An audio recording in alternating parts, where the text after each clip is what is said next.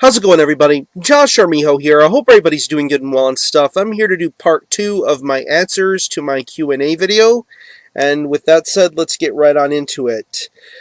Corey Mano asks, what albums disturbed, frightened you the most, and or altered your perspective, mood, thinking, consciousness the most?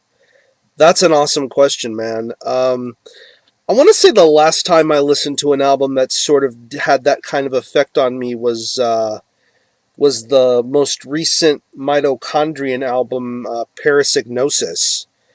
At the time, I really wasn't too familiar with bands of the Canadian Black Death persuasion. I mean, bands like Adversarial, Antediluvian, Weapon, bands of that nature. I was really not too keen as to who Mitochondrian were. And then one day when I was looking for albums to buy, I heard about Parasygnosis by Mitochondrian. I put that album on and I was freaked out from the minute I heard it. I had never heard anything like that before. Just the vocal styles, the song structuring, the music, the lyrical themes. I mean, that album really, really freaked me out. I mean, it took me a while to comprehend things just a little bit, but at the same time, I really, really loved the hell out of that record. I thought that was an amazing, amazing album. And from then on there led my interest in Mitochondrian and wanting to listen to them more and become a fan later on. So I would say the last album that freaked me out and frightened me would have to be Parasygnosis by Mitochondrian. That album still rules. So thanks for your question, man. Voice of Quayan, I apologize if I said your username wrong. Bands that make you vomit. Well, I really tend to pay less attention to bands that make me want to vomit and would rather focus my time on bands that make me want to feel good, you know? I don't got time for bands like that, so I honestly don't have an answer for that question. I'm too busy focusing on stuff I enjoy rather than stuff that I think will irritate the hell out of me. So, yeah, man, that's all I can say to that. So, thanks for your questions, anyways. Joseph Marchbanks asks, which channel have you watched more of, Cartoon Network or Nickelodeon? I would definitely say Nickelodeon. That was the channel that I grew up watching for many, many, many, many years. I mean, back when they had, I forget that one show. I think it was called Out of Control or something like that. It had that one dude it had that Dave Coulier guy. Back when they had Finders Keepers and the old Double Dare shows. Back when they had Count Duckula. A lot of the Thames cartoons, you can't do that on television, whatever the hell that's called. I was a big fan of that era of Nickelodeon. Nowadays, with the exception of my favorite cartoon of all time, SpongeBob, that network is pretty much useless. I could care less for any of the content that they show unless it's special stuff like unless they show like Ren and Stimpy again or something like that. I miss those old shows. Cartoon Network, I got into later on in the '90s, the mid '90s to 2000s. They had some good content on there, but like I said previously about Nickelodeon, I could care less about the network's current stroke of material. And he also asks my favorite cartoons from said networks. When it comes to Nick, definitely SpongeBob, Real Monsters, Doug, Hey Arnold, Ren and Stimpy, uh, old Rugrats, not new Rugrats, not the grown-up Rugrats, because I could never see myself getting into the Rugrats grown up in out of their diapers and in normal clothing. That's just weird. I'm not used to seeing them in that sort of setting. And as far as Cartoon Network goes, I would definitely have to say Space Goes Coast to Coast. I was very big on the Cartoon Planet stuff.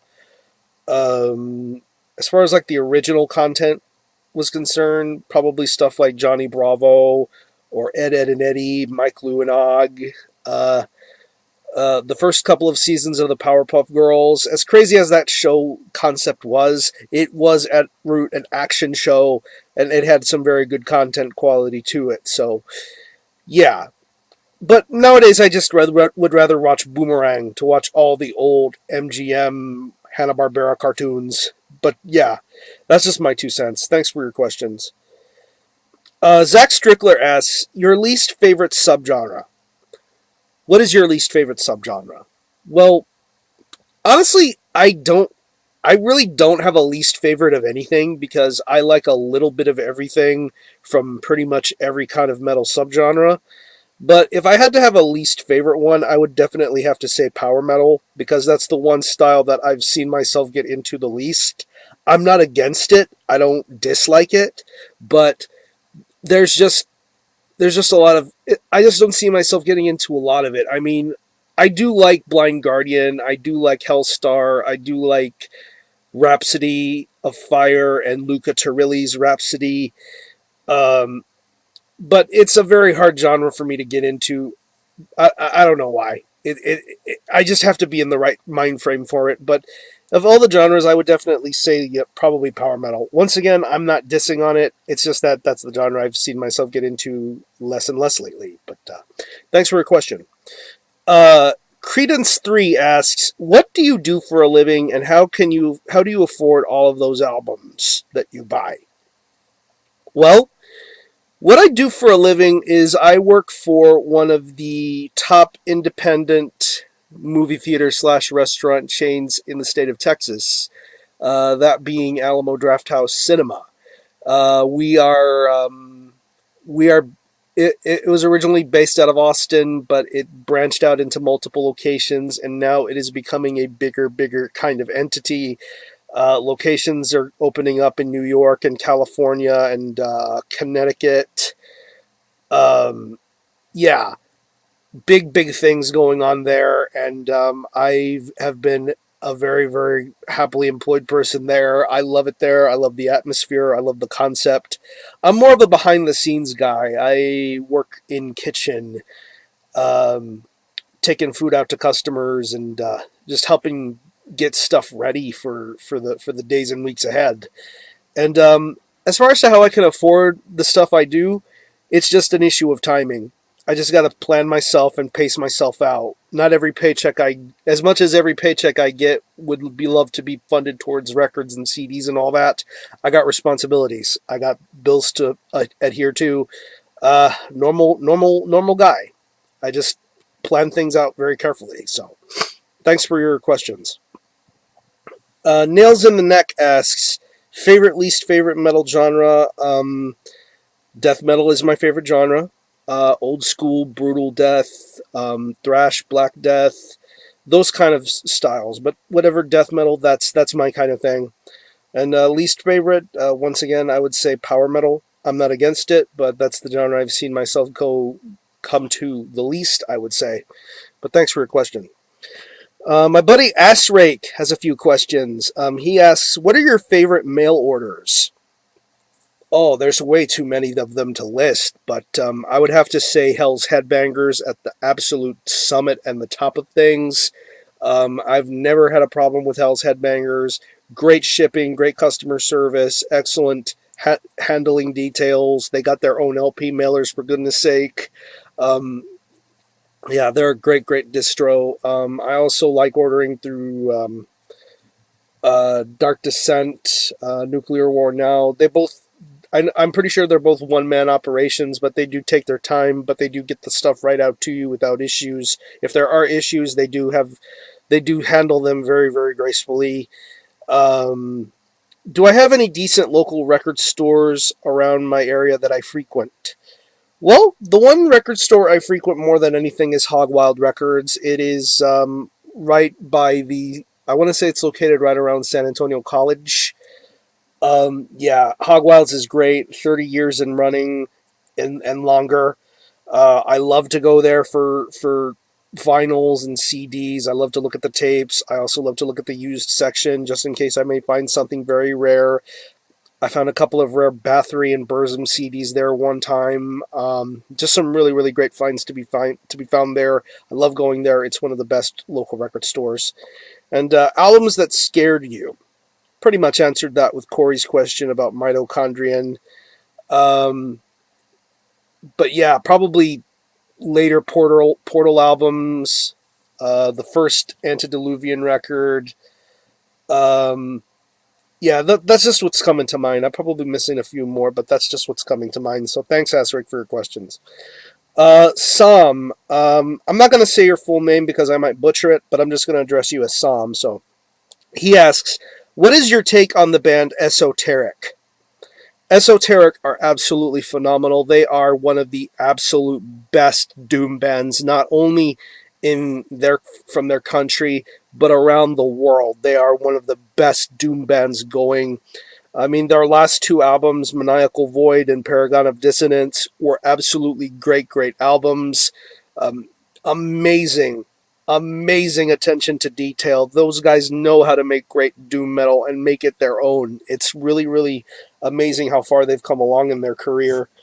And he also, Sam also asks, how do you listen to your music? Examples like headphones, player, etc.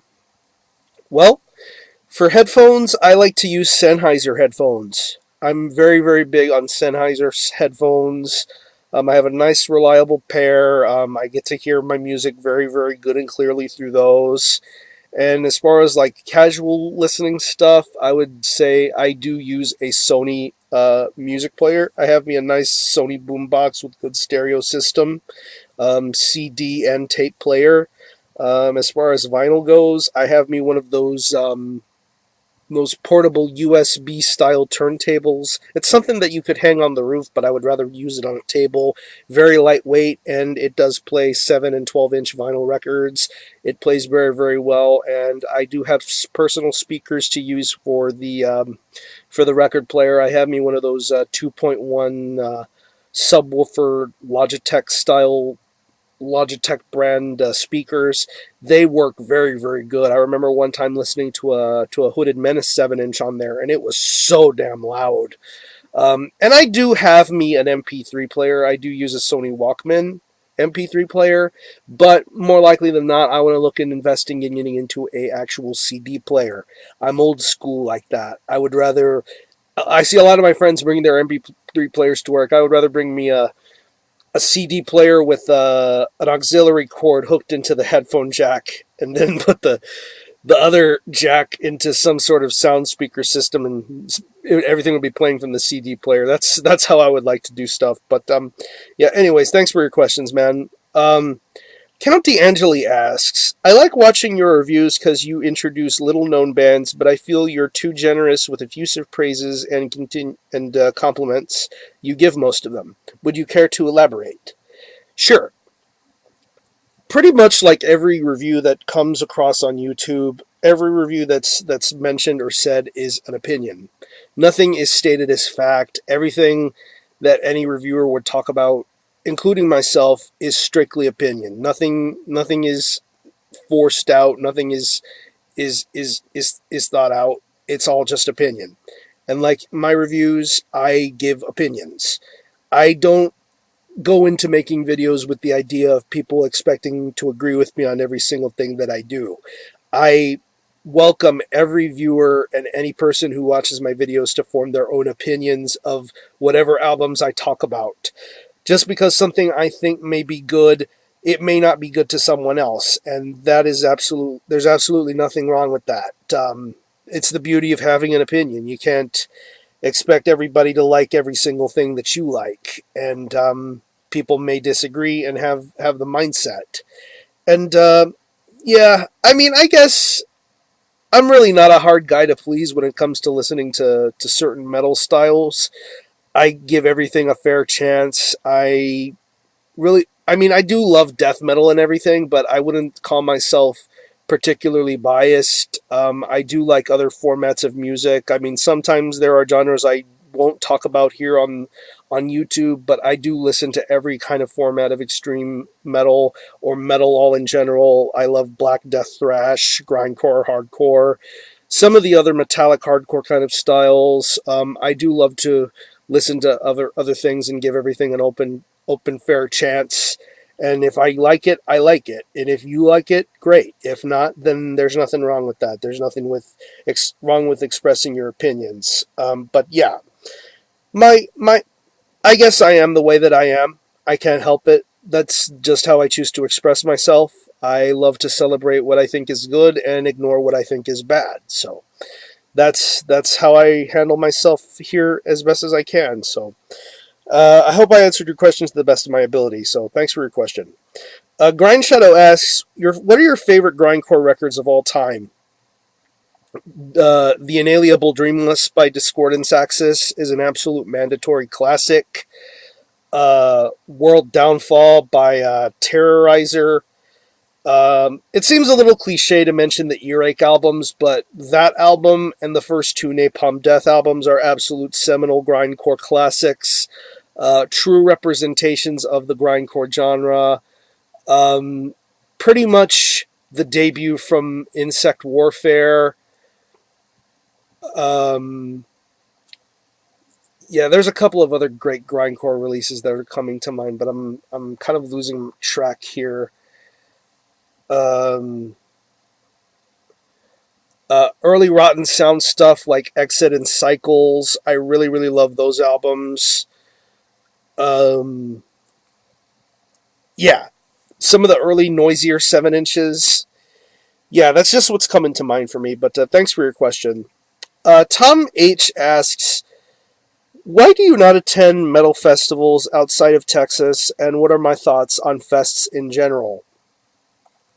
Well, pretty much, you hit the nail on the head with the question about fests. It's an issue of money, and it's also an issue of timing. I guess you could say I'm a little bit too career orientated with the job that I have right now to worry about making long-winded trips from Texas to maybe somewhere like Maryland or Pennsylvania or even Massachusetts or something like that, because the fests that I would normally attend would probably be something like Building Temples in Houston. But if I really had my druthers, I would love to attend festivals, maybe something like Martyr Doom, which I know you mentioned. I know my good friends in Imprecation are playing there this year, so hopefully they get a great turnout, because I know my friends in Morgangrau played there last year. Um, uh, New Jersey Death Fest. Trying to think of another one. Philadelphia Infest. Those are just some great festivals that I see a lot of awesome bands play at. Maybe if the cards are dealt right, I can hopefully attend something like that in the future. But in the meantime, I'm not really worrying too much about it. I would rather just be a homebody and support my local metal scene in the best way that I can. If better opportunities are presented, hopefully they will present themselves and I will make it happen. But not really holding my breath for those kind of festivals at this moment. It's probably the issue of pricing, uh, just planning things out. It's a very difficult process. But anyway, thanks for your questions. Blood Knife 75 asks, what is your favorite black metal album and why? There's lots of them. But the one black metal album that comes to mind for me more than anything is Pure Holocaust by Immortal. That, because of course everybody gives Immortal shit nowadays for how they look in their videos and how silly they can be. But back then, when Immortal were coming out, they had Pure Holocaust, and that album was to me the rawest, realest, truest representation of what a Norwegian black metal album should feel like and sound like. Sonically, lyrically, vocally, that album was absolutely amazing. It was fast, it was disgusting, it was straight up ugly raw black metal played by a band that really showcased what they knew how to do. I mean, I still like Immortal nowadays, but the old Immortal, Diabolical Full Moon Mysticism, Pure Holocaust, Battles in the North, that's the real Immortal to me. But Pure Holocaust is my favorite black metal release. It's the one I come to more than anything. Deirdrick, I can't say her full name because I might mispronounce it. He wants me to show my merch. it would take far too long to do in a video, and really I have no patience to show off my shirts or CDs or anything like that. But I do have a lot, and a lot of it has been very well earned. So thanks for your question. Mad Chaos 11 asks, what are your 5 favorite goregrind bands? Off the top of my head, Last Days of Humanity, Rompiprop, Cock and Ball Torture, Torso Fuck, and Regurgitate. And for a bonus, I'll throw in pre-gore metal Exhumed. I love all that kind of stuff. EQP TV asks, "What are seeing as how Cannibal Corpse is your favorite band? What are your favorite and least favorite albums from Cannibal Corpse?" Very good question. I would have to say, I know I've said it already, but for the case of EQP TV, I'll say it again. Tomb of the Mutilated. That is my favorite Cannibal Corpse album of all time. It's my favorite metal album of all time. Love the artwork. Love the controversial ideas behind it. I love the music. I love the songwriting. Just a very, very deep, evil kind of death metal record. And my least favorite album would have to be Gore Obsessed. I mean, it's hard to say I have a least favorite Cannibal Corpse album because I love every single one of them in their own special kind of way. But the one I've come back to the least would be Gore Obsessed. But as of lately, that's a record that's kind of regrown on me in certain instances. I mean, I won't love it less than Gallery of Suicide or Bloodthirst. But I still think, for what it is, I think Gore Obsessed is a very good Corpse Grinder era Cannibal Corpse record. But thanks for your question. Brain Killer 999 asks, what are some albums that give you the feels, otherwise affect you emotionally? Well, it's very hard for albums to really give me some sort of emotional kind of ideas.